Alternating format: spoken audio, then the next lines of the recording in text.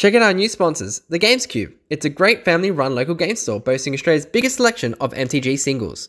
Use the coupon code The Eternal Gathering to get 5% off store-wide. Check their site out in the link below. G'day everyone, welcome to Eternal Gathering. The Gatherer here with a review of the new standard set coming out for Magic the Gathering, which is the Dungeons and Dragons Adventures of the Forgotten Realms. And we've got a little bit different today. We're going to be running this with some new co-hosts to the channel. And we've got Gaz and Junior also joining us today. So say hi, Gaz. Hey guys. And Junior. How are we? And they're going to be, I guess, discussing the cards from this set. We're going to go through pretty much all the mythics and some other cards that we would like to talk about and give an overview of what we think the set is going to do for, I guess, standard, but also modern, pioneer, commander. We'll discuss all the kind of formats that we think that they're going to be impacting. But before we get to that, why don't we have a little bit of rundown? Obviously, if you're listening to this podcast, you know who I am. But let's have a little listen to what Gaz and Junior and I guess you guys in terms of how long you've been playing and what kind of formats you guys are into. We'll start with you, Gaz. Why don't you give the listeners a bit of a rundown? All right, hey guys. So I've played Magic for quite a while now. I started playing when I was in primary school, always on and off. I started back when it was Mercadian Mask, so that was a long time ago, and stopped at, I don't know, when it got to like Judgment, Odyssey cycle. And then a bit of trivia, what you guys didn't know, I started again during Khans of Tarkir, and I also brought the Gatherer back into Magic when he also had a break. So I brought the Gatherer back into Magic ever since Khans of Tarkir. That is true, you sure did. If it wasn't for me, there wouldn't be this podcast right now and the love of Magic from the Gatherer. I think the love of Magic was always there, but you definitely brought it back to the forefront. That's for sure. I lit that spark again. Yes. And what kind of formats do you like to play? So currently I play a bit more EDH, more powerful decks in EDH, so CEDH. I play Legacy. I like to play powerful and very interactive games. And at times Modern. Modern comes in waves. There'll be times when I want to play it, and there's times when Modern is in a state that I don't want to play, so I take long breaks. But ever since Modern Horizon 2, I'm slowly getting back into it. That you are. And what kind of decks would you be playing in Legacy and maybe Modern now that you're getting back into it? So I used to play Miracles. I play with one of my favorite cards in Magic, which is Monastery Mentor. That is my favorite card in Magic. I try to make it work in Modern, but it's not very playable in Modern. And now I currently play more aggro decks, so because I can't be bothered thinking too much with control. So a bit of Delver, blue-red Delver in Legacy, and I'm probably going Delverless Delver in Modern as well now. Cool. And Junior, what about you? When did you get into Magic, and what kind of formats are you into? So I knew you'd ask this question and I've been racking my brain, and I think I've settled on the fact that my first set was Kaladesh. Does that sound about right? I think your first time that you actually got cards was probably the original Zendikar. I remember you got a deck there, just a pre-con deck. But that's probably all you did. And then, you came back probably around Kaladesh. Yeah. So I'd like all those cards back for starters, because I'm down the rabbit hole now in Magic. Yeah. You never know. All the original fetch lands would be a thing. I'm sure if there was fetch lands in there, I would have told you about them, or maybe not, actually. No, you would have sold them, traded them for I'm Jenk Rare. Yeah, so I started Kaladesh.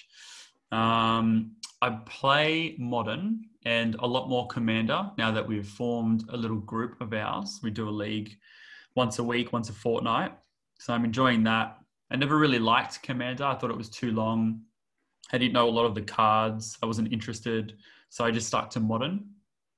But since playing with you guys quite a lot, obviously you learn every time you rock up, play different decks, you make different decks, then you start again down the rabbit hole on YouTube, hours on end watching different videos, CEDH, all that kind of stuff. So I've picked up a lot on Commander, and I'm currently building 2 decks, which is on the left and the right of me at the moment. So I got stacks of cards next to me. But I started in Modern with 8-Rack, which is everyone's favorite deck, surely. The Gatherer here actually put me onto 8-Rack because he said I was a bit slower on the learning curve and said that 8-Rack was quite linear.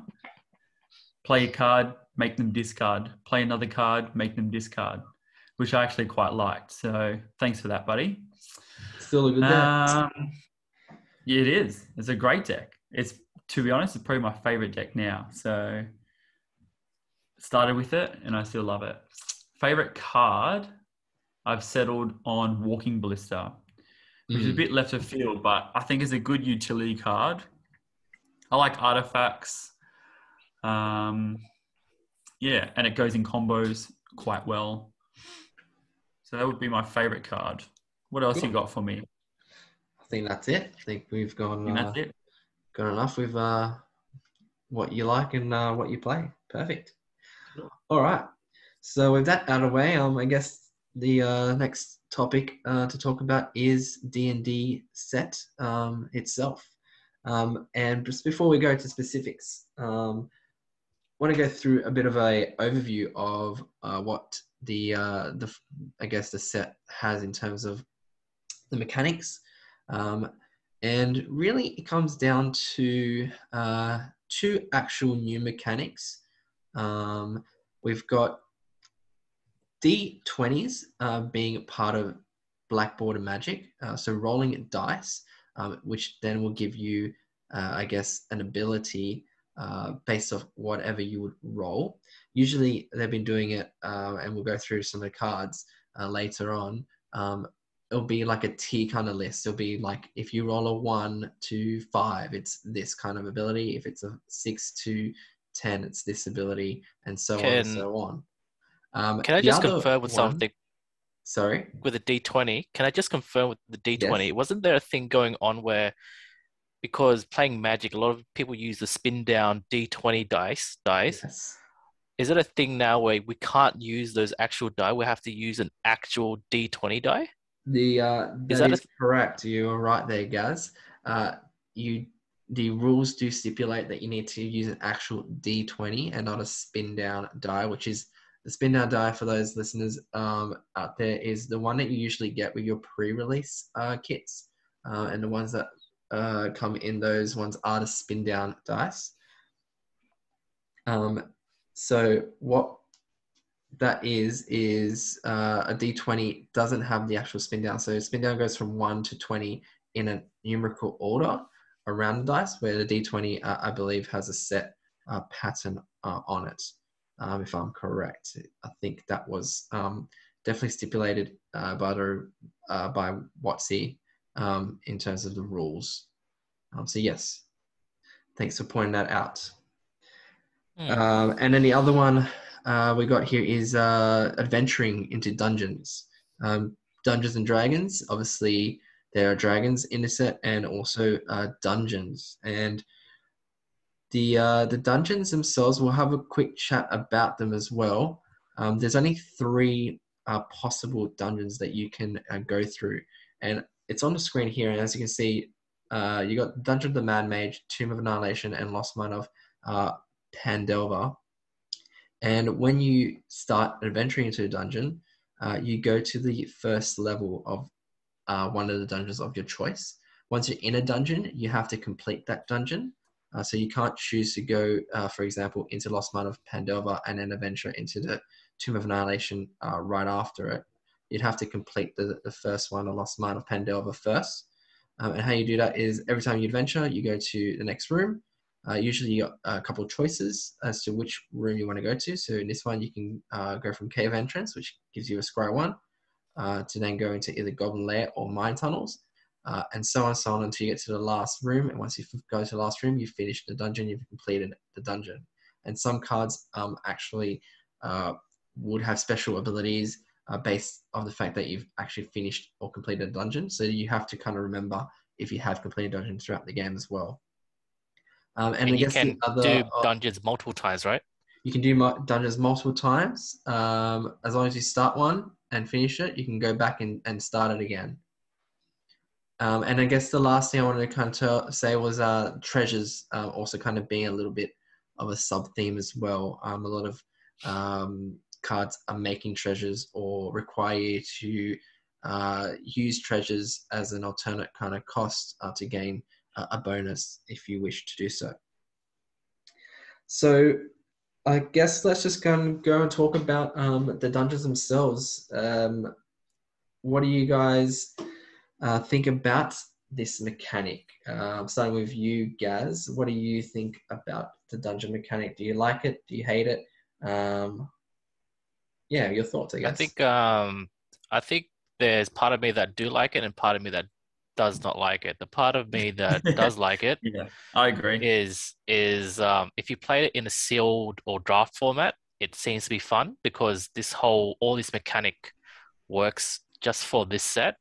But if you take this mechanic and put it into other formats like Modern, Pioneer, Legacy, it seems very niche, and I don't see it working at all. Like, I don't see myself playing any of these dungeon type of cards because it seems a lot of the cards to go through the dungeons, you need like very dedicated, specific cards to go through these dungeons. And I don't think the effects of each room is something that I would want to go for. It's not strong enough. So I think that's my thought. And what about you, Junior? Yeah, I'm definitely on the same page, to be honest. I think it's a good idea, and I obviously understand why they're doing it because of the Dungeons and Dragons set.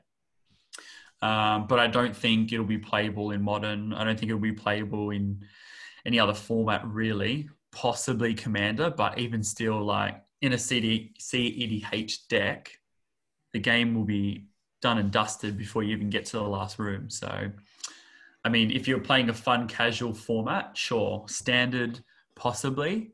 I don't know too much about the standard format, so I can't comment on that too much. But, I mean, like you said, Gaz, for sealed and all that kind of stuff, those smaller formats, yeah, it'd be fun. Mm. But yeah, I don't think it'll see play in Modern or anything bigger than that. Yeah, I think you guys kind of hit the nail on the head there. I think with these dungeons, yeah, it's cool, it's fun, it's interesting. It gives you a bit of option when you do play with them. But in a competitive format, like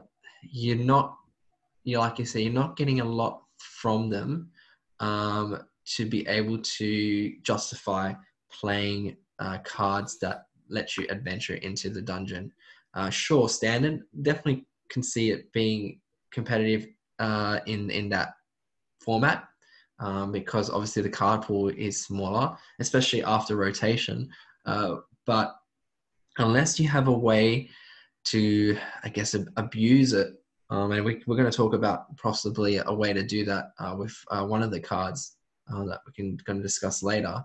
But unless you got a way to abuse it, really, it takes a long time, a lot of setup to get through a dungeon. And yeah, we can go through and look at each one and kind of see what they actually do. But the end result is relatively good. I wouldn't say it's not worthwhile in going It's through not to game get to winning. that. But yeah, it's not game winning unless you can set it up to be that way. And that's going to take a long time to do, which you don't have in those more competitive formats. So we'll go through each one of the dungeons and our thoughts on them. We'll start with the Lost Mine of Pandora. So first one, you're going to scry one, which isn't that great. I mean, there's not much happening once you get into scrying one, setting up your next draw. Then making a 1/1 goblin creature token or a treasure token the turn or then I guess the next adventure after. A 1/1 token doesn't really do much unless you're playing goblins maybe, but even then, just a 1/1 doesn't really advance your board much. One treasure token also I don't think will do much as well for your board. And then you got your other rooms, giving target creature -4/-0 to your next turn. A little bit of protection there. Each opponent losing 1 life and you gaining 1 life. Not much of a swing of a life totals there, really. And then putting a +1/+1 counter on target creature, which is cool. It stays there, the +1/+1 counter. And then the last one being drawing a card. It's always good to draw cards, but one extra card isn't gonna, like you said, win you the game. You guys more or less on the same page as what I just discussed there? Yeah, I agree. It's not that great. Yeah. Then I think we go to Tomb of Annihilation, which is the fastest one. It can be 3 rooms if you want it to be, but I also believe this is probably the worst one to choose unless you really want to complete a dungeon. The first one being each player loses 1 life, and then you got your choice of going to Oubliette, which is discarding a card, sacrifice an artifact, a creature, and a land. If you don't have a land, a creature, or artifact, or a card to discard, you don't have to do that. If you have them, you have to obviously pay the cost. But for example, if you didn't have a creature on the battlefield, you don't necessarily have to have the creature to go into that room. I just want to kind of point that out. And then on the other side, you've got each player losing 2 life unless they discard a card, including yourself, obviously. And each player losing 2 life unless they sacrifice an artifact, creature, or land, including yourself again and your opponent. And then the final one, getting a legendary 4/4 black god horror creature token with Death Touch. The body is okay. The only thing that I guess is a bit annoying is the legendary clause. So even if you did complete this in 3 turns and you want to go back to get another 4/4, you can't have 2 copies of it on the battlefield. So once you kind of finish it, if that 4/4 stays alive for whatever reason, there's no real incentive to go back to finish that dungeon again. Any further thoughts on the Tomb of Annihilation? I think that it's very similar to Smallpox. Yeah. Yeah, the card Smallpox. So Yeah. my 8-rack deck, funnily enough, doesn't actually play it because I think there are better cards out there, especially in Modern. But reading it, it's Smallpox in stages. So you're obviously losing both players lose a life. You lose 2 life unless they discard a card. Hopefully by then you've got some sort of enchantment or artifact down by then that does the same thing anyway. So it's similar. And then sacrifice artifact, creature, land if you're going that path, which you would if you're playing 8-rack, and I would. And then the bonus, I guess, he's getting a 4/4 black creature with Death Touch, which is always handy. So I like this one. Again, would I play it in Modern? If there was a viable creature that let me go through that dungeon, possibly, but I mean, I'd have to really think about it. And then I would have to weigh up whether or not it was worth taking out, a play set of cards from my deck as well. But I'm sure we'll get to that. Anything else to add, Gaz? No, not really. It's not that great either. I think it's better than the previous one, but still not that great. And the last one, Dungeon of the Man Mage, which I think is the best one out of the three, in my opinion. Gaining 1 life, scrying 1, and then it can either go to creating a treasure token or target creature can't attack until your next turn. Then you go into scry 2. Then you can either choose to exile the top 2 cards of your library and you may play them, or you can create 2 1/1 black skeleton creature tokens. Scrying 3, and then finishing off with drawing 3 cards, revealing them, and then casting one of them without paying its mana cost. So potentially a strong final room there if you can set it up, and you get to scry 3 just before that, so you can have some setup within the actual dungeon itself. But that it has the potential, I guess, out of all of the dungeons to be the most broken in terms of being able to play something quite powerful from your deck for free if you can set it up right. But again, the setup is the thing. You're going to be able to set it up, go through all those levels, all those dungeons to get there. Is the game going to be over by then? Possibly. Quite likely, actually, in older formats. Standard, sure, this can be something that you can work towards. But I think it just takes too long to get there. But definitely the playoff can be quite significant if you can get it, I guess, set up in the right way. Yeah, I do like it as well. I know we've said it, so I'm not going to say it again. But in standard, games do go for a lot longer. So I think it's actually a pretty good dungeon for the right format, especially if you can get it to that last section as well. But I mean, you're picking up bonuses on the way. Gain a life, game lasts a little longer. You're scrying, you're ramping with treasure tokens, all that good stuff. So I think I think it'll be used definitely. I think because if we're on the topic of these dungeons right now, Gatherer, should we talk about that one card that can combo off with all the dungeons and win the game instantly? We can talk about Right that now? one card. We will, yeah. But before we do that, what do you think is the best dungeon and the worst dungeon? I'm thinking definitely Tomb of Annihilation being the worst, Lost Mine of Pandelver second, and Dungeon of the Mad Mage being the best is my, I guess, personal choice. What about you guys? I agree that the Mad Mage is the best one, and I feel like Phandelver, the Lost Mine, is the worst one because it doesn't really give much in return for going into the dungeons.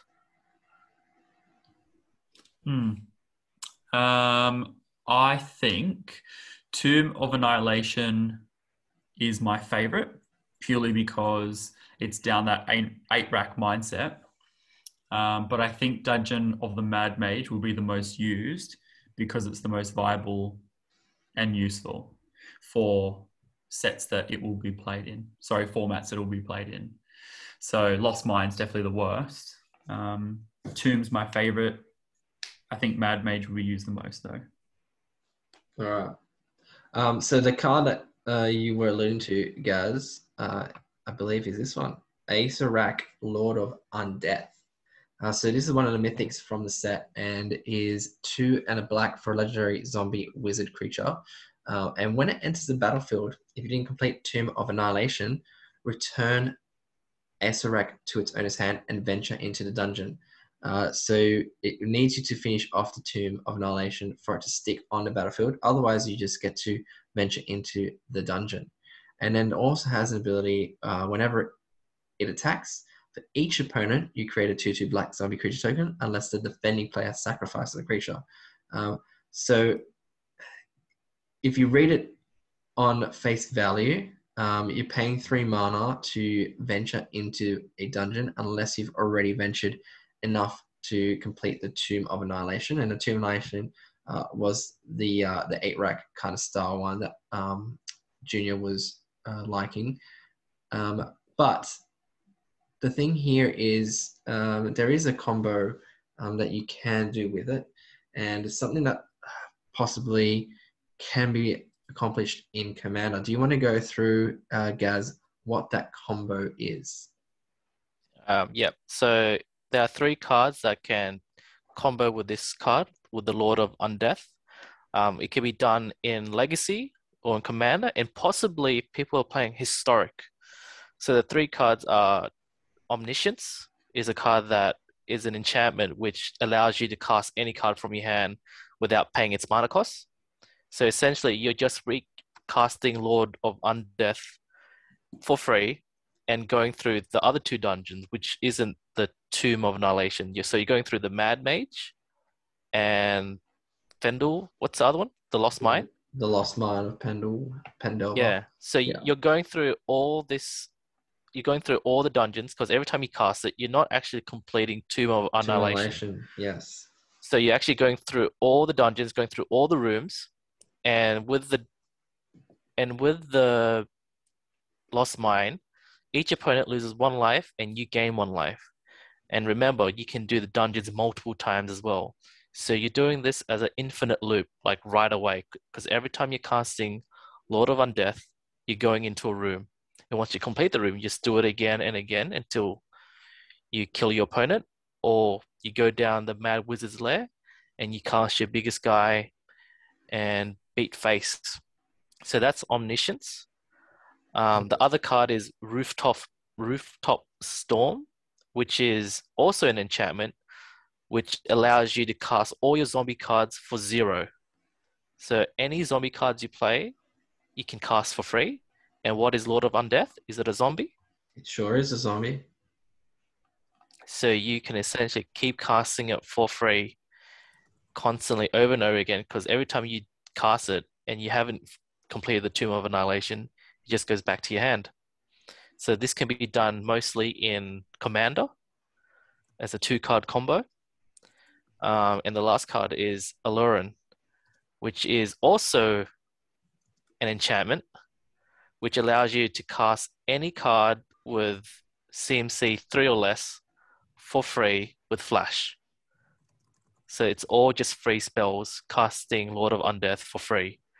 And every time you play it, you just go through a room and go through the dungeon infinitely, beating your opponent. Yeah. So you can basically win by going through Lost Mine and going through the Dark Pool infinite amount of times and killing all your opponents if you're playing a Commander game.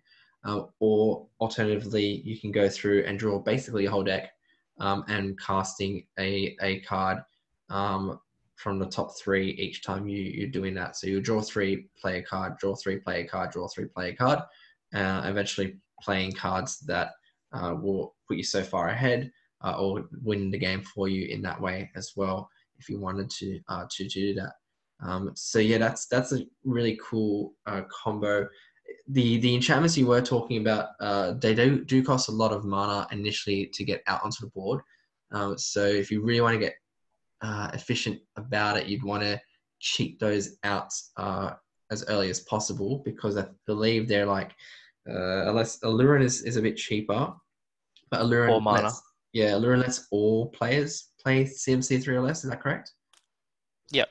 Yeah, so everyone will be able to do free spells 3 CMC or less, whereas the other 2, Rooftop, Storm Surge, and Omniscience, only allow you to play the spells. So probably the better options. So they will take 6 and 9 mana respectively, I believe, to play. So you don't want to be doing it obviously for 6 or 9 mana. You're trying to get that out a bit quicker somehow. Yeah. And he is a legendary creature himself, I believe. Is that correct? Yes. So you can even use that, I guess, as a way to search for legendary creatures. There's a few different cards that can help you search for legendary stuff as well. You wouldn't want to use it as your commander, since the other cards are in different colors, in the blue and green. So you want to be putting this as your one of your 99 cards. Definitely a card that I will be playing in my zombie deck for sure, which I already have the Storm card in my commander deck. So I'll be adding this guy in once they I get. feel like if you're playing a zombie tribal fun EDH deck, this is a staple. Like you would want this guy in your deck no matter what. Yeah, if you can play the enchantments out, definitely you want to bring Yeah. this guy. All right, so that's Asarak. Um, we'll go through, I guess, the other mythics in a set. So we'll go back up. We'll start with the Planeswalkers. So there's 5 Planeswalkers for this set. They've also upped the mythic count to 20. It used to be 15, but the last couple of sets it's been 20, and that's because they've had the modal face cards. But from now moving forward, they did announce that they'll be doing 20 mythics per set. Just as a little kind of side note there. So first off, we'll start with the white Planeswalker, which is Bahamut, but they call it the Grandmaster of Flowers. Like, I don't know anything about D&D itself, but they're all kind of done by characters within that universe. So I don't know any of these characters. I don't think you guys play D&D. Is that right? I think I've read into it. Like the flavor's pretty cool. So he's essentially a dragon in disguise that travels the world, and those birds around him are actually gold dragons in disguise that protect him on his travels. Right. So that's why he's like a Okay. 7/7 dragon. Yes, that's there you go. Why don't you go through and tell us what Grandmaster Flowers does, Gaz? So he has 2 abilities. If you can read, there's it's all positive abilities. There's nothing that takes away his loyalty. Um, so he has a protective ability in the first one where he gets to target a creature that doesn't have an ability such as first strike, double strike, or vigilance. They can't attack or block until your next turn. So they that protects the planeswalker. And then the second one is that it looks in the graveyard and the library for a specific card called Monk of the Open Hand. And I don't think that card is that great. It feels Yeah, like we it's a can very go quickly look at generic, it. yeah, it's a There he is. generic. Just a 1/1 that whenever you cast your second spell each turn, you put a +1/+1 counter on Monk of the Open Hand, which is funny because I guess the Grandmaster himself doesn't want you to be casting 2 spells necessarily Yeah. itself. So I think the card is a big flavor win because he's finding stuff to protect himself. It's all protection for him. And then once you have 7 or more loyalty, he becomes a 7/7 dragon god creature with flying and indestructible. And the cool thing is that with his ability, even though he is a planeswalker, he becomes a creature. He can't be attacked by your opponent because he loses his planeswalker type. However, he can still use those abilities. He doesn't actually lose his planeswalker abilities. Mm. He just loses the type. So he can attack as a creature and still use the ability each turn as well. However, he can die to like a Path to Exile or a what's that new card, Prismatic Ending. So he becomes a creature, which may make him a bit more vulnerable to Path. Yeah, I think also starting at 3 loyalty means you need to get 4 turns until you can attack with it. Also, it costs 4 mana as well.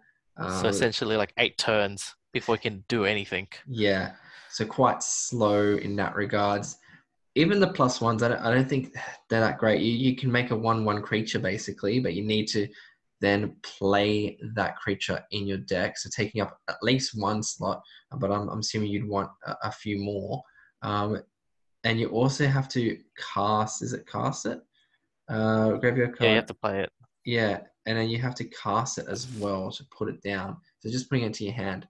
And then the +1, there's going to be creatures with first strike, double strike, vigilance out there. So it's quite weird how it doesn't allow you just to choose any creature to help it protect itself.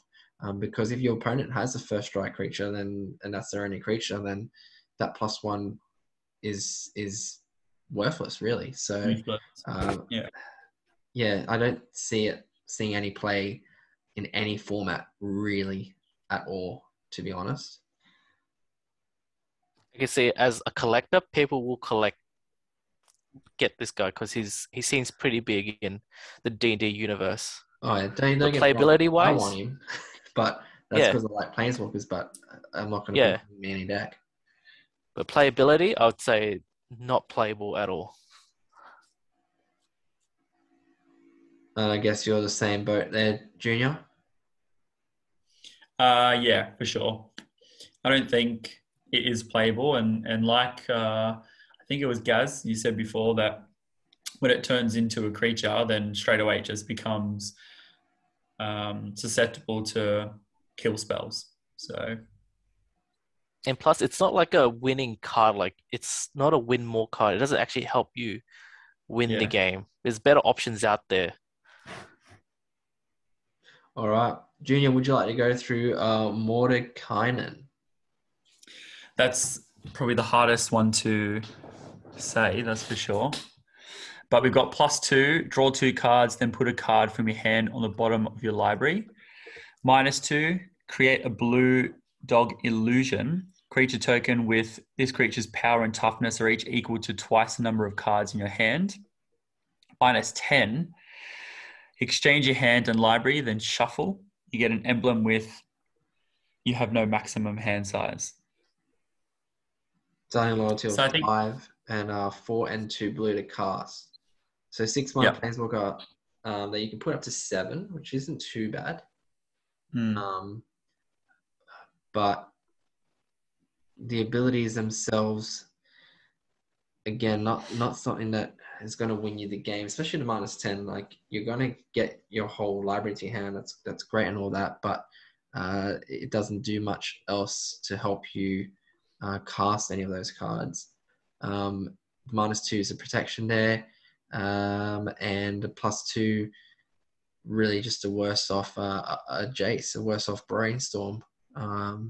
We'll go to the next one, Lolth Spider Queen, which is 3 and 2 black for a 4 starting loyalty with a static ability of whenever a creature controlled dies, put a loyalty counter on the Spider Queen. Then you can 0, you draw a card and lose 1 life. -3, create 2/1 black spider creature tokens with menace and reach. And then its ultimate at -8, you get an emblem with whenever an opponent is dealt combat damage by 1 or more creatures you control. If that player lost less than 8 life this turn, they lose life equal to the difference. So basically, if you deal any damage to your opponent, they will take away 8 life automatically. I think this is so far the more playable card out of the ones that we've spoken about. Definitely ways to be able to pump its loyalty up by playing a deck that is kind of an aristocrat's deck where you're sacrificing creatures to gain value anyways, and then inadvertently giving loyalty counters to Lolth. The 0 is good, card advantage. Losing a life isn't too big of a deal. -3 is also quite good for protection and also getting bodies out there to be able to sacrifice, creating 2/1 tokens with menace and reach. So good blockers in that regards. The -8 is it's not going to win you the game on the spot, but definitely puts pressure on your opponent if you can go wide. I think you want to go wide with this card in your deck. I think your deck would be wanting to do that. 5 mana isn't too bad of a CMC, I guess. I don't think I can see play in modern decks or CDH or anything like that, but definitely more of a playable card than the other two you've spoken about. Definitely a card I could see play in standard. Not sure if you want to be playing this in Pioneer, but there could be, I guess, some value in having that as an option. But nevertheless, I think it's a cool card. It's cool mechanics and way that you get its loyalty up. You can definitely put a lot of loyalty on it. And I think the abilities there are pretty decent overall for a Planeswalker. Do you think it'd be the most sought after Planeswalker out of the 5? I think I think once we get through the other two, it probably is the most playable out there, unless venturing into the dungeon is a really good ability, and going to dungeons is better than what we're giving it credit for. But I think, yeah, it's probably the best one out of the 5. All right, the next card would be Zariel, Archduke of Avernus. 2 and 2 red for 4 loyalty. Planeswalker has a +1 where creatures you control get +1/+0 and gain haste until end of turn. It's got a 0 of creating a 1/1 red devil creature token with whenever this creature dies, it deals 1 damage to any target. And then its ultimate -6, you get an emblem with at the end of your first combat phase. On your turn, untap target creature you control. After this phase, there is an additional combat phase. My thoughts on it. I don't like how Planeswalkers have the ability to give other creatures haste, because you usually play this on curve if you're playing a competitive deck. You play this on your turn that you can play the 4 mana. So you're not giving any creature haste that turn, really. You're giving a +1/+0 to the creatures that are already there, which isn't game breaking. The 0 is probably the first choice that you're going to give it to get some protection on the board. The protection is it's not that great. It's a 1/1. It deals an extra 1 damage, so you can block a 2/2 and kill it, or you can do 1 damage to any target. I guess the flexibility is cool there, but it's nothing that's going to turn the tide of the battle. And a -6 is choosing 1 creature that you control and then giving it an extra combat phase. But it also has to be after the first combat phase. So even if you get an ultimate on this and you play another Zerial, and you want to play get to ultimate again, it's not going to do anything that second ultimate, I believe, because once you've gone through the first combat phase, that triggers. So you can only do 2 max a turn. Exactly. So even if you get 2 or 3 emblems of Zariel, then you're still only getting the 2 combat steps on the 1 Because I was creature. thinking I that think you're Chaldean gonna red guy, say, oh, that the one that you have. What's that ability where if you let it remain tapped, it gets another ability? What's that creature that does that extra combat? You know it, Gatherer. It's a red card. From this set you're talking about, or No, from from the Armon Ket set. oh yeah, the combat celebrant. That's it. The one where if you You keep can it exert tapped, it. yeah, that's what exert it. So then this card will untap it, but then you can't repeat it constantly. No. So that's the Yeah. that's crap. I just I don't like this card. Yeah, I just didn't see a scene. Anyway. he's trying to build a jank deck and now he doesn't like it. The only place that I would play it personally would be, if I were to play it, would be Narset Commander deck. Oh yeah. Because it gives the haste to your Narset when it comes into battlefield. Your Narset's usually coming in after this has already hit the battlefield, and then you can get the extra combat step as well, being the first combat step, and then you're obviously trying to combo off afterwards. So there is, I guess, an argument that you could play that in that kind of style deck, but I don't know if it's not something that you want to be using a slot for, and also competitive wise in other formats and other decks, it just doesn't do enough to warrant being in a deck like that at all, really. If you really want to try and get value off a 4 CMC spell, I think there's so many more options out there that do so much more. Eliwick, Tumblestrum. Gaz, you want to go through this one? So for 4 mana, 2 generic and 2 forest, 2 green. First ability is to venture into the dungeon. So it just goes into the dungeon. The -2 is look at the top 6 cards of your library. You may reveal a creature card from among them and put it into your hand. If it's legendary, you gain 3 life. Put the rest onto the bottom of your library in a random order. And the ultimate ability at -7, you get an emblem with creatures you control have trample and haste, and get +2/+2 for each different named dungeon you've completed. No, it's not good. It's not good. Yeah, I think definitely It is not good. a venture kind of deck theme you would want to play it in. Whether that's competitive in standard, we'll soon see. But everywhere else, I don't see this dungeoning being competitive in other formats. Yeah, probably a cool card to put in a Dungeons and Dragons themed commander deck more casually.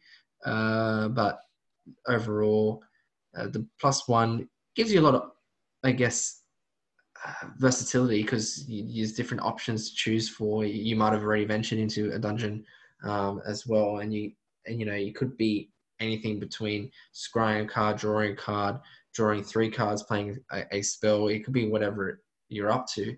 So that's cool in a way. The +1 being versatile, not the same thing over and over again. But the other, I guess, abilities want you to finish dungeons, and also trying to reveal creature cards. Yeah, that's okay.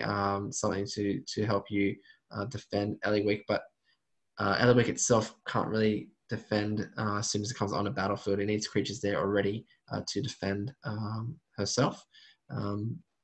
So traditionally, you want to have a way to defend your Planeswalker with their ability, which Eliwick doesn't do unless you're specifically at a point in a dungeon where you can make a creature, for example, like a goblin to block.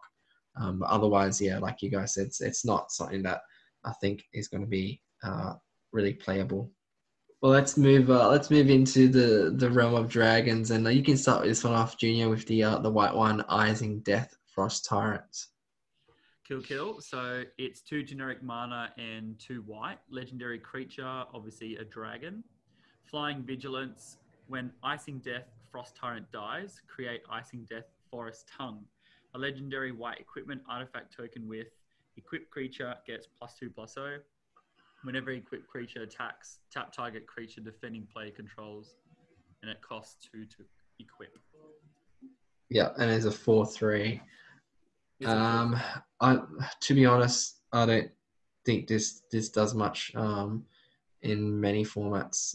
Really, it's susceptible to dying without 3 toughness for older formats. When it dies, you're not getting much in terms of the equipment. It's giving a way to kind of get through, possibly by tapping a creature down, their best creature. But you need a creature in the first instance to equip it. The next card here is Limmerith Desert Doom, 3 and 2 blue for a 5/5 dragon. It has Ward 4 as long as it's untapped. And when it deals combat damage, you get to draw a card, or to a player, sorry. Combat damage to a player, you draw a card. Then if you have fewer than 3 cards in hand, you draw cards equal to difference. So if you have less than 3 cards, you just draw up to 3. I think this card... Best dragon out of the 5. Yeah, definitely the best dragon out of the 5. And definitely reminiscent of Dragonlord Ojutai back from Dragons of Tarkir. Definitely will see standard play. A weaker version. A weaker version, yes. Definitely a weaker version. But we'll definitely see standard play. I can probably guarantee that. Standard, definitely. Yeah, and is another option, I guess, in Piney, if you want to play a kind of controller deck. I think Ojutai is probably a better option in that format. But you never know. You might want to play 6 or 8 copies of a dragon that does kind of similar things. But otherwise, it's not going to see any play in other formats. Do you guys agree? Mm-hmm. Yeah. Yeah. He looks the coolest too. So he does look cool. I think all of them come with borderless art as well. Yeah. Then we go to Ebon Death, Draco Leech, 2 and 2 black for 5/2 flash flying. When it ETBs, it comes in play tapped, and then you can cast it from your graveyard if a creature not named him died this turn. So if something else died, you can cast this from your graveyard. And because it's got flash, you can cast it any time. Crap. Yeah.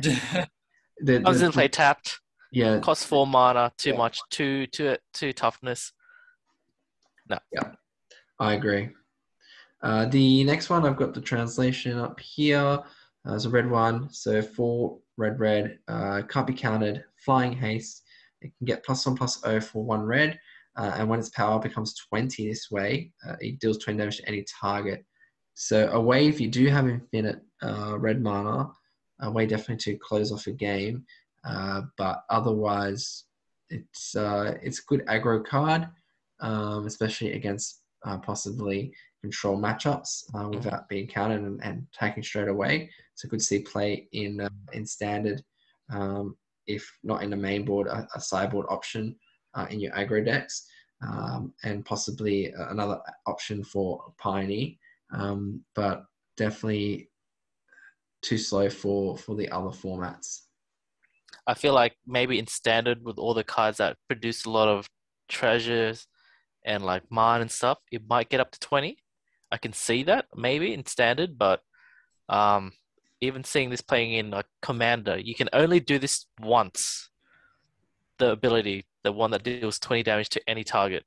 Because the only way you could actually do more targets is if you bring the power back down to 19 and then bring it back up to 20 to do another 20 damage to another player or any other target. So say it again. So you know how it goes, the ability. Trick. So when its power becomes 20, it deals 20 damage to any target. So even if you have infinite mana, it goes up to 21. It doesn't do that ability, that thing again. Yeah, you only get so you that have to one bring shot. it down. Yeah. So unless you have something that brings it back down to 19 power and then bring it back up to 20, then you can do the ability again. Yeah, that's right. But still 20 damage to any target is still pretty good, plus the attack that you get off it. Yeah. Of course, it's not going to win you the game of Commander by itself, but it can definitely take someone out. Yeah. Yeah. It seems like it's just a stronger version of Shivan Dragon. Yeah, definitely. Definitely replaces Shivan Dragon. Next card. Okay card. This card is okay. Okay card. Old Norburn, 5 and 2 green, 7/7 flying. When a creature control deals combat damage to a player, create that many treasure tokens. Good thing about it is it's whenever a creature you control, so each creature, I believe, will trigger. So if you attack with 4 creatures and they all deal damage, you trigger treasure tokens for each of those creatures and the damage that they've done. So you can definitely get an explosive turn, but the 7 mana to bring it out is the big drawback for it. The thing is, for 7 mana, it still has that ability. So your creatures that are attacking that turn will have that ability. So that for casual commander, it'd be good. You slap it down and you have a wide board state and you swing, you're going to make a lot of mana. It's a good card, but I feel like it's an overkill card. Yeah, it's a kind of something that you're getting some extra treasure to do something else afterwards with it. But like we were saying, if you're playing casual, that's cool, but more competitive, I don't think you can do much there. All right, now we'll go through. Sorry? My quick 2 cents. Realistically as well, if you've got 7 mana, you usually want to spend it on a lot of different cards than that, one dragon that gets you a couple treasures and stuff later on. Yeah. Book of Exalted Deeds. This is an interesting one. 3 white mana for a legendary artifact. At the beginning of your end step, if you gain 3 more life this turn, create 3/3 white angel creature token with flying. And it's got an ability with 3 white again, tapping it and exiling it to put an enlightened counter on target angel. It gains you can't lose the game and your opponents can't win the game. Activate this only as a sorcery. So a platinum angel effect on an angel that you control. I can see one of our mates definitely playing this in his EDH deck. Yes, definitely. Definitely he's going to play this.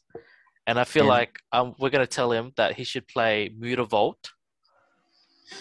Yes. And turn his land into an angel because it's a changeling. What? It's a creature. It's a land that has all creature types. Has all creature types. So he can pop this onto his land, and then never turn on his land again. And because none of us plays cards that destroy lands, besides probably Assassin's Trophy, it's going to be some annoying games. Yeah. So that is the kind of combo that you can do with it. Also, it works with Faceless Haven, which is the snow standard, Kaldheim land, and that can be played in standard. So that's pretty cool for standard to have that kind of combo. But in standard, you're playing probably more Field of Ruin as well. But yeah, definitely interesting card that you can kind of soft lock people out of the game with its ability. And if they don't have anything to destroy those lands, you're right. It's pretty much how you're gonna beat them. So I'm building my Yusan deck at the moment, and I've got Field of Ruin in there just in case, because like why not? But Beast Within kills. Why don't you just play Wasteland? Yeah, you can do Wasteland as well. Strip Mine is even better. Yeah. But Beast Within as well kills it because it's target permanent. Yeah. So I think, definitely a good card, and it is a soft lock, but I think there's more ways to deal with it than we think that we've thought of straight away. Yeah. All right, Demolish. You can go through this one, guys. So Demolish is a mythic skeleton wizard creature, which costs 4 blue. It's a very wordy card, which is why it's probably given the mythic. So the spell costs 1 less blue for each instant and sorcery spell you've cast this turn. And whenever Demolish attacks, exile up to 1 target instant or sorcery card from your graveyard, copy it, and you may cast that copy. And the last ability, you may cast Demolish from your graveyard by exiling 4 instants and or sorcery cards from your graveyard in addition to paying its other cost. I think this card's a big trap card. It seems strong, but it's not as strong. It seems like there are 3 creatures put together into this one card. It feels like it's like a card that has what's that Theros ability? When it comes into play, you have to exile 4 cards to play it again. What's that ability called again? Escape. Yeah, it has an escape ability. It has a Dreadhorde Arcanist ability, and it also has like a semi kind of like Arclight Phoenix ability. But I think this card is a big trap card. People are gonna say, "Oh, it seems so strong. It's gonna be a must-have, the big chase rare of this set." But this card is not good, not that good. It sounds like you think that it's trying to do too many things. No, it's like one thing. If you compare this card to like Arclight Phoenix, right? Because you have to have this card in your hand to play it, whereas Arclight Phoenix is like you can dump the Phoenix into your graveyard, so you can have like 2 to 3 in your graveyard ready to go out, right? If you've cast 2 or 3 instants or sorceries, is it for Arclight? Yeah, it's 3. So 3. So once you've cast 3, all 3 will come back. But this one, you need to have it in your hand. So it's kind of hard for it to be kept in your hand. And it doesn't have any evasion. It doesn't have flying. It doesn't have haste. So it actually just sits there and does nothing for 1 turn. And it's boltable. Yeah, I agree. I think the best possible way to play this is having, I would say, at least 2 copies in your hand, and then casting the 4 spells to play for free. Therefore, giving your opponent a bit of a headache in terms of if they can kill 1, that's great, but then they have to kill 2. Mm. The good thing is that it can recur, come back from your graveyard, but you can only really bring realistically one out per One back. with the amount of cards that you need, because you specifically need instants and sorceries as well to be exiled. It's not just 4 cards of any card type to be exiled. So once it's hit the graveyard, yes, it can come back, but it's not so scary because it's going to take a bit of time to get it back out. Yeah. And it doesn't have the haste, which is what Arclight Phoenix makes it so good. Is the haste and the flying ability makes it a great card because it can go in for that damage. It's got the evasion, where this has no evasion whatsoever. Yes, it's got a good attack trigger on it, but you're exiling the instants and sorceries to play back from your graveyard as well. So it's kind of eating into its own ability in that way, in both ways really, because one way you're casting the instant sorcery, so when you can't play this out, if you got nothing on your graveyard to use the attack trigger, then it's a bit of a waste. And also if you're using it and exiling instant sorceries in there with the attack trigger, then when it does die, you don't have those instant sorceries in your graveyard anymore to bring it back. Yeah. So when I first saw this card, I thought it was like, wow, it's so good. But then the more I thought about it, the more putting it into scenarios, I'd be like, nah, it's not that good. Yeah, definitely standard. Mm. And possibly Pioneer. Possibly you could play this with the Arclight Phoenix. Yeah. But then again, you still got, most of the cards from the Arclight Phoenix deck in Pioneer are also played in the modern build. So you don't really need a Demo Leech, I don't think, in that deck to make it any better. It's not going to really improve the deck significantly. All right, we'll move on. We've already done the black one, so we'll go to the Flame Skull. It's a 3/1 for 1 and 2 red, flying. It can't block, and when it dies, you get to exile it, and also the top card of your library. You may cast one of those cards until end of your next turn. So give me, I reckon, a pseudo light up the stage with one of the cards being the Flame Skull itself. this is the best card for draft and sealed. This is going to be the biggest headache to get rid of. Yeah, I can see that. It's always reoccurring. And once you kill it, you can always just bring it back. And it has evasion, flying, and it does 3 damage. So it's a massive headache. Yeah, massive You headache can't get rid of it. in that regards, but any headache in any other format, Junior? No, I think you've covered it, to be honest. I'm trying to think, I'm obviously trying to think outside the box, but you guys are shutting me down. But nah, not for this. All right. And the last mythic for now is Tarasek. So 6 green, green, green. Dinosaur, when it enters the battlefield, if you cast it, it gains haste and ward 10. So pretty much hexproof. And then when it attacks, it fights target creature defending player controls. Again, not How a does card it not to have personally trample? play. It doesn't have trample. How does it not have trample? I think that was a flavor fail because I believe this is like the biggest creature in D&D. I think the flavor was that it eats a creature. That's why it fights. Yeah. It attacks, it fights, but it doesn't have trample, which is like, really? Yeah. Yeah. It doesn't have trample. It only gains haste and ward 10 if you play it from your hand instead of reoccurring it from the graveyard, which is just fine. I'm happy with that being a clause. But yeah, I think the trample would have definitely made this more of a card that you would want to play. Yeah, I think it is a bit of a fail in that regards. Crap. Thumbs down. Unless Junior's thinking out of the box, he thinks he can make it work somehow. Nope.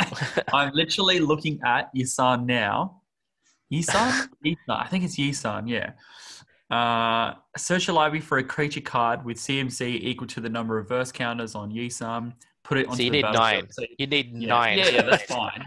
You can get up to 9 pretty quickly, Yeah. to be honest. But like, yeah, it doesn't say cast. You're not No. casting it. So No. You're you not don't get casting the it. No, no. board. You don't get haste. So moving on, that's shit house. All right. We're gonna go. I'm gonna go through a few rares as well. I will get to the Book of Vile Darkness in a sec.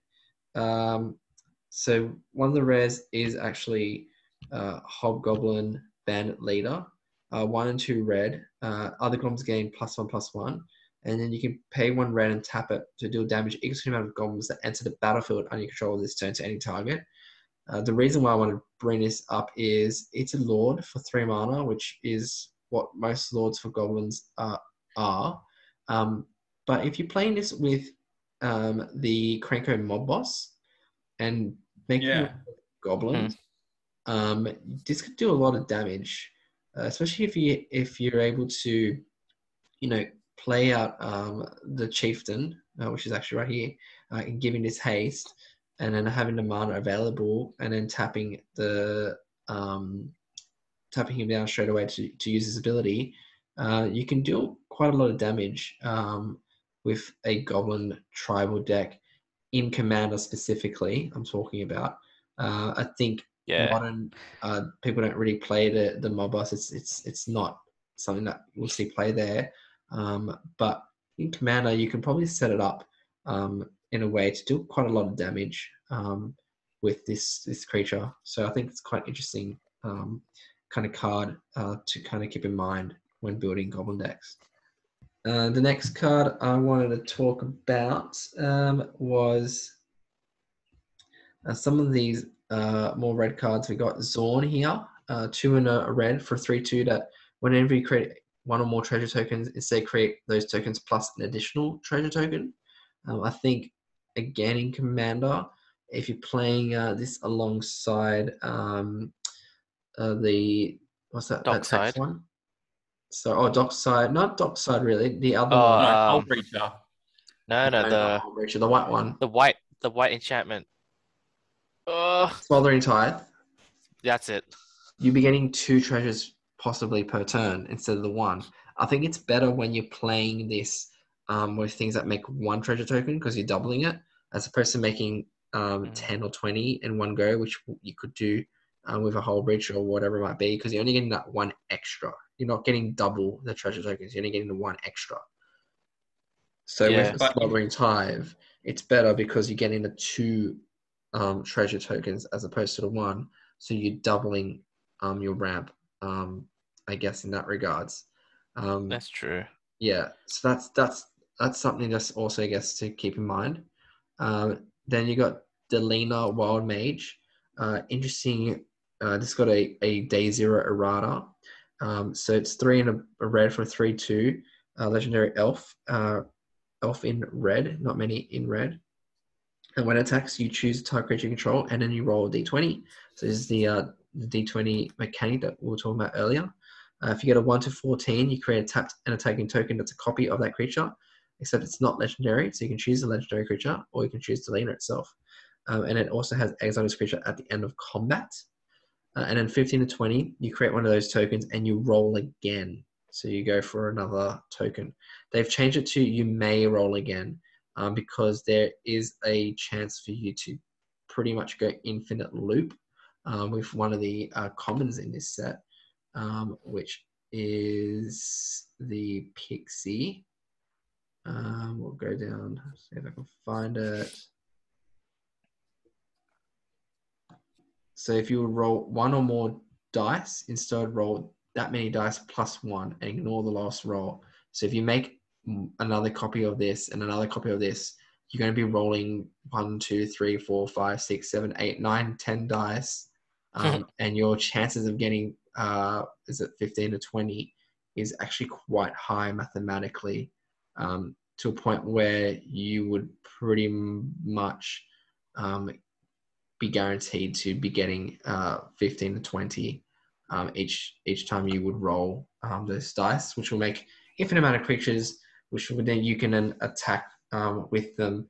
But if you can't stop the roll again clause of Delina, you would be pretty much just running to time because you would be able to stop that loop unless you were able to roll. But wouldn't you be making infinite attacking creatures?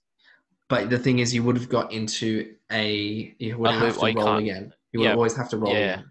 So now they say you can stop that at any time. So that's a way you can win the game with Delina is having that and a pixie guy out and going infinite that way. We're not really 100% infinite, but the chance to go infinite is quite high. And that should win you the game with those two cards. But obviously that takes a lot of setup in older formats. Standard could be something that they could try and do, but just thought it was interesting. Also, the ability to do that in Commander, making another even legendary creature token, making another copy, ETB triggers will happen. So that's also something to keep in mind as well. Another card I want to talk to was Wizard Spellbook. 5 and 2 blue. A lot of mana, yes, but I think the abilities on it are quite cool. So you can exile target instant sorcery card from a graveyard, then roll a d20, only as a sorcery. 1 to 9, copy that card, and you may cast a copy. 10 to 19, copy that card, you may cast a copy for 1 mana rather than its mana cost. Or 20, you copy each card exiled with the spellbook, and you may cast any number of the copies without paying the mana cost. So again, Commander, it's cool, fun kind of card to be playing in Commander. Being able to definitely flashback a card, an instant sorcery, but the ability to play it for 1 mana, or if you get to 20 and you've been able to exile a few instants of sorceries throughout the match, that could be quite, I guess, snowbally in terms of the effect. Guardian of Faith, another one, 1 and 2 white, 3/2 flash vigilance, 1 ETBs. Any number of other type creatures you control phase out. So if someone's wrathing the board, you can protect all your other creatures with this. I think that's a nice little cool trick and can probably see play in Pioneer or Standard. It is a spirit, so maybe even playing it in Modern could be a thing. I know you've got Softer Spirit, though, as another option that does pretty much the same thing. But this will at least stop like your card being exiled, for example. If someone's trying to play Path, you can play this in response to stop that Path from happening. So I thought that was another cool option. Nadar, Selfless Paladin, I think is probably the best venture card in the set. 2 and a white for 3/3 with vigilance. So really good stats already. It is legendary, and when it enters the battlefield or attacks, you get to go into a dungeon, and then other creatures you control get +1/+1 as long as you complete a dungeon. I just thought that this would probably see standard play if dungeons are a thing in standard, or if you wanted to make a dungeon deck at all, you would definitely want to be playing this and playing white as a color. If you're playing Commander. This guy here, the Ostenwald Fiddlebender, 1 and a white for a 2/2 legendary gnome artificer with white tap, sack an artifact. Search library for an artifact card whose mana value is equal to the mana value of the sacrificed artifact +1, then put it into the battlefield and shuffle your library. Activate only as a sorcery, though. I don't know if there's any combos or anything out there that you can do with this, but I think the biggest drawback is it has to be +1. It can't be like or less. So it has to always go up. It can't go down. Yes, that is true. But just a cool, I guess, option if you are playing artifact decks and you want to be finding stuff. Yeah. In Commander again. This is a card for Commander. Then we've got Wish, interesting card. 2 and a red for sorcery. You may play a card you own from outside the game this turn. Definitely a card I can see play in Pioneer. it's in the Fires of Invention deck in Pioneer. I play that deck, and this could be a really cool card because it lets you get any card from your sideboard. Whereas at the moment you got Fair Wishes, which you can only get non-creature spells. So this will allow you to get a creature from your sideboard to play, and usually you would be able to play something else as well, because you get to two spells per turn with the Fires of Invention itself. So you'll play this one as your first spell, and then whatever you grab as your second spell. So I think Pioneer is the spot for this card, definitely. Circle of Dreams Druid, adding 1 green for each creature you control, 2/1 elf for 3 mana. I think it's too slow, my personal opinion, for Modern. But Commander, a great card for Commander. Do you guys feel the same? Yeah, budget Gaia's Cradle. Killable. Yeah. Vorpal Sword, interesting equipment. 1 to play, 2 black to equip. Quick creature has +2/+, owing and death touch, which isn't too bad in itself. But the 5 and 3 black, until end of turn, it gains whenever quick creature deals combat to a player, that player loses the game.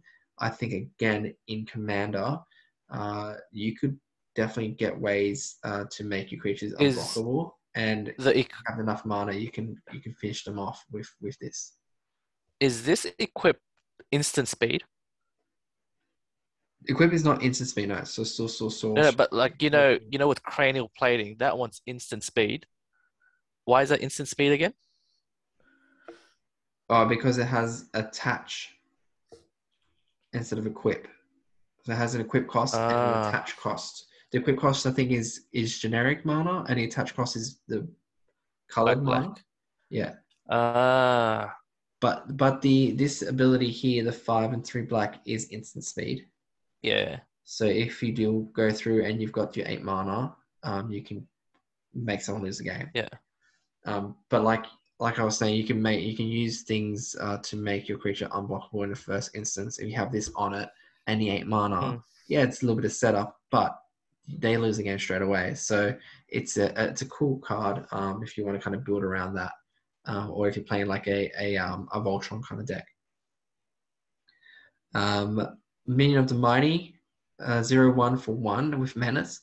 But whenever it attacks, if you attack with creatures power 6 or greater, you can put a dragon creature from your hand onto the battlefield, tapped and attacking. Another cool kind of card to put into a dragon style deck in Commander as well. I think as an option. Tasha's Hideous Laughter, I think it's probably one of the most playable cards in Modern, actually. 1 and 2 blue, sorcery. Each opponent exiles cards from the top of their library until that player has exiled cards with total mana value 20 or more. I think you can definitely, in Modern, get them to mill a lot of cards. If they're exiling the cards, not going straight to the graveyard. But if you're playing a mill strategy, I think definitely Tasha's Hideous Laughter is a card to consider in those decks. Definitely. Even in Legacy, you can hit many decks with this as well, especially lands. Yeah. You're also exiling them as well. It's not just goes to the graveyard, which is good. Yeah, it could be a good thing or a bad thing, depending on how your deck works. But I think the exiling clause is good, especially in like the older formats when the graveyard is usually a way to get more value. And definitely there are graveyard decks out there. I've been like looking at this in a Modern mill deck and playtesting a bit, and I'm getting about an average of 14 cards milled off decks with this, with most of the decks in the format. So I think for 3 mana, mill 14 on average seems pretty good. And then we'll go to finish off some of the more mythics. We've got Tiamat, the Dragon God, 7/7 for 7 mana, 5 colors plus 2 generic. When it enters the battlefield, if you cast it, you search your library for 5 dragons, not named Tiamat, but each have different names, and reveal them and put them in your hand. And Gaz, I think you had a bit of a combo that Yeah, you I'm were actually aware of. pretty excited for this card. I'm thinking of building a CEDH deck out of this guy because it's a 1 card combo with Dream Halls. It's an Dream Halls is an enchantment card. This is an enchantment card where it affects all players. So instead of playing a card by its mana cost, you can discard a card that shares the same color with the card that you're casting and cast that card for free. So there's a combo in here for Tiamat where you discard a card because it's 5 colors. You can actually discard any card to cast Tiamat for free once you got Dream Halls out, and then you look up 5 cards and put it into your hand. So one of the cards is Blade Wing. Yeah.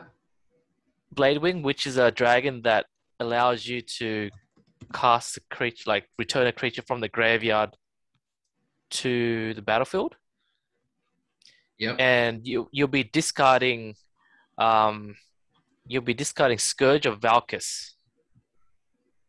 Scourge of Valkus is a card that, when it comes into the battlefield, deals damage to any target based on the amount of dragons that came into play and how many there are on the battlefield. Yep. So Scourge of Valkus. Yep. Yep. Whenever and him or another dragon enters the battlefield Yeah. you control, it deals X damage to target creature or player with X number of dragons you already Yep. control. And then there's these changelings that are in the new Caladim sets, like Morite of the Frost, Mm-hmm. which copies a legendary creature. So it comes in, sacks. So there's a loop going on that can essentially win you the game. Yeah. So you just use Dreamhall. Just find Dreamhall because it's a 5-color deck. Yeah. You're gonna use black to tutor to find that 1-card Dreamhalls and play it, and then you can just combo off. And you can also use sneak attack as well. So with 5 colors, you got access to everything in your deck. So it's like a 5-color good stuff as well. People can say that you can even play food chain in this deck. So I'm looking forward to making this deck. Nice. Well, thanks for the future knowledge. Yeah. Just Be forget playing- everything. Just forget everything, Junior. Path as a result. Our path is all right. All right. Xanathar Guild Kingpin for blue and black 5/6. Beginning of upkeep, choose target opponent until end of turn. That player can't cast spells. And you may look at the top card of their library anytime. You may play the top card of their library, and you may spend mana as though it were mana of any color to cast spells this way. So I feel like this card, like you're playing in blue and black. So most likely in EDH, you're playing the Thassa Oracles combo. And you're essentially playing 6 mana to silence one of the players just so that you can combo off. Yeah. yeah, that's definitely a way to play him. I don't know if it's super competitive as a card, but I can definitely see it having potential to be. Yeah. Yeah. Mediocre. Mince, the Beloved Ranger, is Naya colors. 3/3, enters battlefield, you create Boo, a legendary 1/1 red hamster creature token with travel and haste, and then you pay X until the turn target creature you control has base power and toughness XX and becomes a giant addition to its other types. Activate as a sorcery. I think activate only as a sorcery is a really big drawback because you want to attack and then pay X on something that doesn't get blocked. I don't think this will see play anywhere really unless you're really into this character from D&D. No. Adult Gold Dragon I thought was pretty cool. Flying Lifelink Haste, just the stats on it. I don't think there's anything really that has Lifelink Haste and Flying. So just something to keep in mind if you want to be playing an aggressive deck and having that Lifelink ability there. Just I think something if that else. card was 4 mana, it'd be good. 5 mana Yeah. just made it not that good. 4 mana, it would have been 3 mana would have been busted. Like if it was 3 mana and it had a 3/3, just it would be like Mantis Rider, and that card's pretty good. But Yeah, for 5 mana, if it was 4, it would be good. But that one extra mana, it's too much. I think it's too much for most formats, but I just thought it's a nice I guess ability there that has. I don't think there's many other cards with those 3 abilities on the creature. And that's pretty much it for the gold. The artifacts. I think the D20 comes into play again. I think Treasure Chest is pretty cool and pretty fun card. As a one-off kind of roll, spin, fun kind of deck if you're playing something wild and wacky. The deck of many things, I think, does a lot of nothing really. Returning a random card from your graveyard to your hand, drawing 2 cards, or putting a creature from any graveyard onto the battlefield under your control. And when that creature dies, its owner loses the game. If you get a 20 and play that and sack that creature and make them lose the game, then you are very, very lucky. But otherwise, it's not doing much all with the other ones. And then finally, we got our lands. So we've got our land cycle here, which they all make creatures lands. They're monocolor creature lands. And they enter battlefield untapped if you have 2 or less lands. Otherwise, they'll kind of play tapped. I think the best one is the green one with X and a green to create a XX green hydro token. Sorry? I said I thought you were just going to bust that out then and read what it said on the card without changing the tab. I was going to be very I could have. I remembered it. But yeah, it makes an XX green hydro creature token for X and a green. So it's efficient in that regards. Doesn't have any evasion, but still you can make it quite a strong creature if you got nothing else on board. And it also, if they raft the board, you've got something there that you can attack with a lot of damage. The other ones, I think the red one's probably second best, making a 1/1 red goblin creature token that's tapped and attacking when it attacks, and it's a 3/2 goblin creature token when it does attack. So it's Rabble Master. Yeah, is Rabble Master on a card, which is good. Dungeon Descent. This is showing you that dungeons are not really playable because it comes to play tapped, and you have to pay 4 plus tapping it to venture into a dungeon and activate only the sorcery. So not going to do much for you there. Treasure Vault is interesting because it's an artifact land, and I guess if you're playing modern Affinity, it's a free artifact to play, and it comes to play untapped, and it gives you the colorless mana, and you can also create X treasure tokens if you want some colored mana fixing. So interesting card. A lot of people kind of talking about it as a potential staple in the modern decks. I think you played some modern Affinity Junior and you two guys. What are your thoughts on that? I played OG Affinity.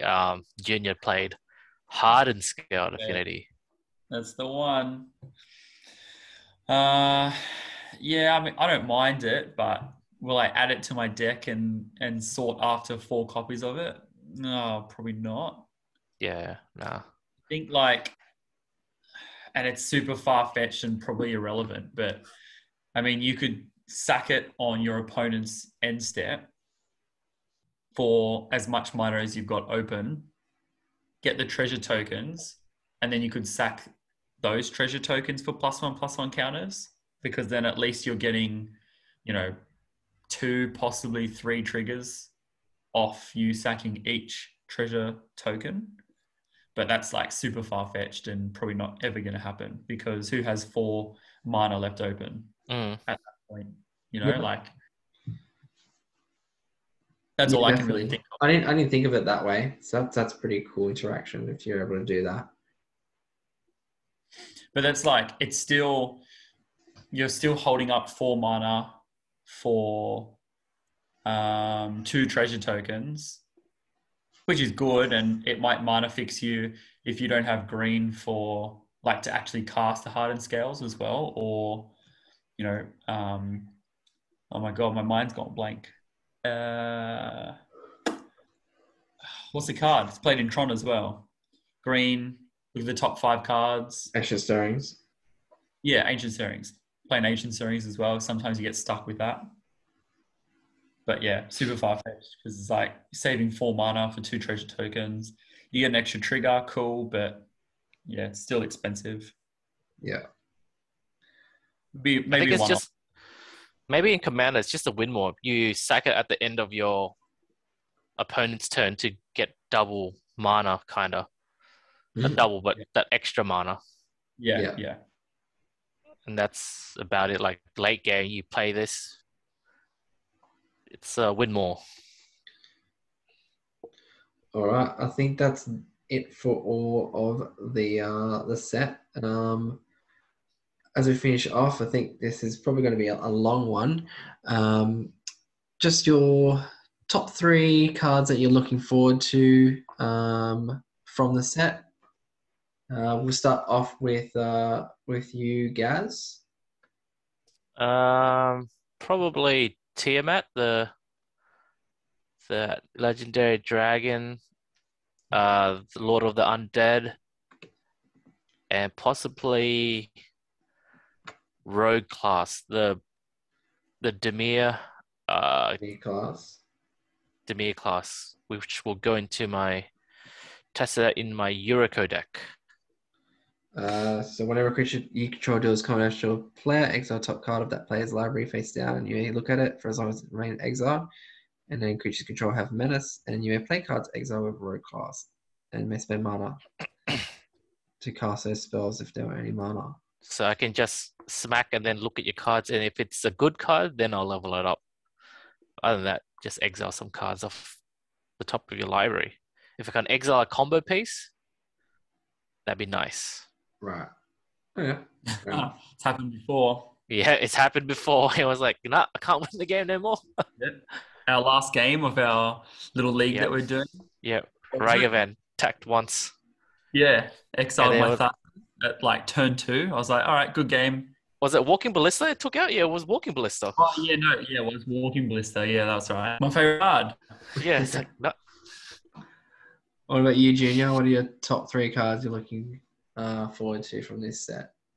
I'm looking. I don't even know how to pronounce it. Dimilik. Yeah, for 4 blue. I think it's an interesting card, and it's got a lot of text on it. It's confusing, but I think once people play test it and understand how it truly works, I think it has potential. I know we spoke about it and said that it's not as good as what we think it is and all that kind of stuff and blah, blah, blah. But I think someone out there will make a spicy deck and they'll work it out. Is that you, Junior? Yeah, follow my channel for more. No. So I think that'll be an interesting card. Now where I've forgotten the name of the other one as well. What's the smallpox card that I was talking about? It's Dungeon. Yeah, the dungeons. I think they're interesting as well. I know that we do draft at pre-release and stuff, so it'll be interesting to see how people build around dungeons, if they bother even going down the realm of dungeons at pre-release, or if they just avoid it altogether because number 1, they can't be bothered, and number 2, it's just, it's too hard to work out when you're under a time clock. It'd be my second, and third would obviously be Evolving Wilds. Fair enough. I reckon my picks would definitely be this zombie wizard.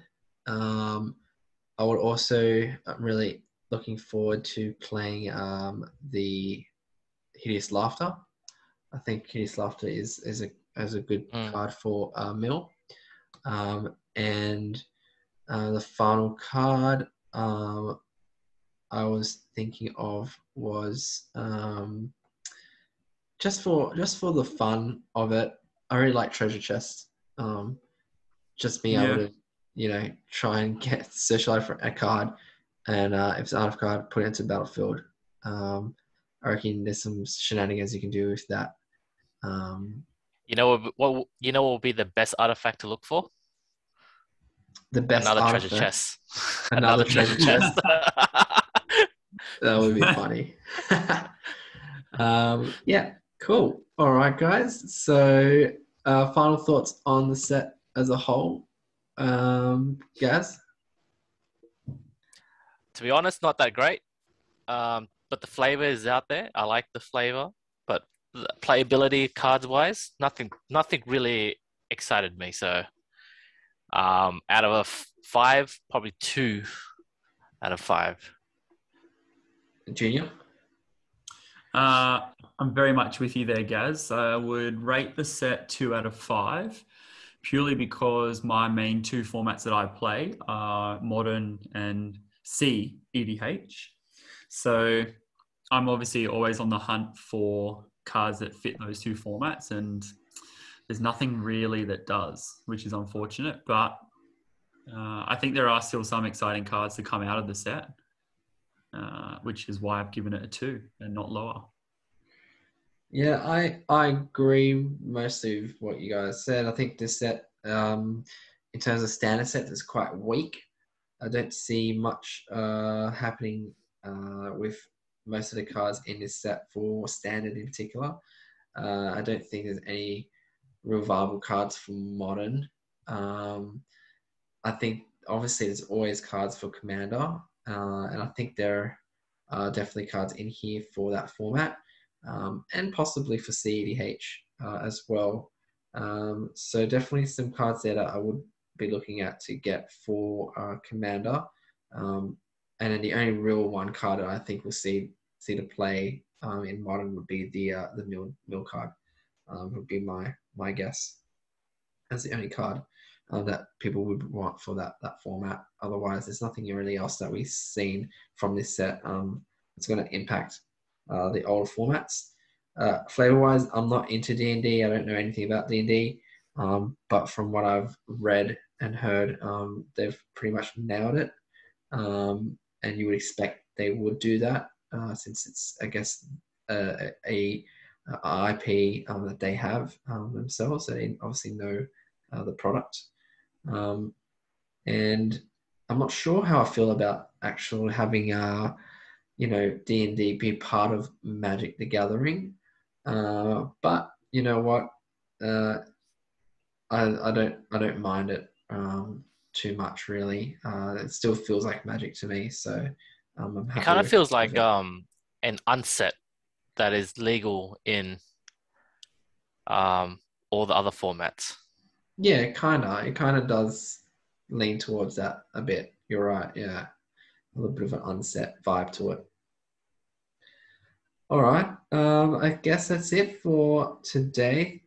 Thanks everyone for listening. Don't forget to like, share, and subscribe. And as always, guys, everything on a stack has resolved, and good games, everyone.